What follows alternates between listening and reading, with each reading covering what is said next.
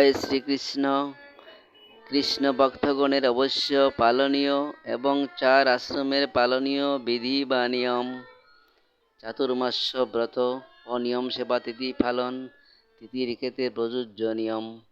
প্রতিপদে কুমড়া বক্ষণে অর্থহানি, দ্বিতীয়ায় বেগুন বক্ষণে হরি ভজনে বিঘ্ন, তৃতীয়ায় পটল বক্ষণে শত্রু বৃদ্ধি, চতুর্থীতে মূলা বক্ষণে ধর্মহানি, পঞ্চমীতে বেল বক্ষণে কলঙ্ক, ষষ্ঠীতে নিমপাতা বক্ষণে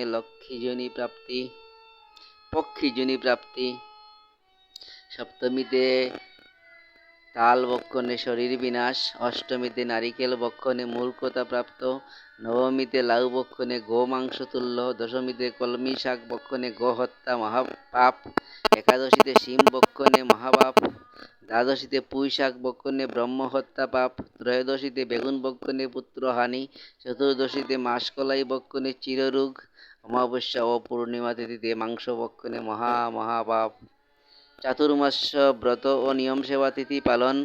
মাসের ক্ষেত্রে নিয়ম: শ্রাবণে শাক বক্ষণে উদর রোগ, আশ্বিনে দুধ বক্ষণে আমাশয়, ভাদ্রে দধি বক্ষণে উদর রোগ, কার্তিকে আমিষ বক্ষণে রোগ বৃদ্ধি। শ্রাবণ, ভাদ্র, আশ্বিন ও কার্তিক এই 4 মাস লাউ, শিম, পটল, বরবটি, বেগুন, পুঁই শাক, মাসকলাই ও আমিষ ভক্ষণ করিলে শতজন্মের সুকৃতি নষ্ট হয়। দুধের সঙ্গে লবণ বক্ষণে গো মাংস তুল্য, রাত্রে টক, তিতা ও শাক বক্ষণে দারিদ্রতা আসে। রাধে রাধে।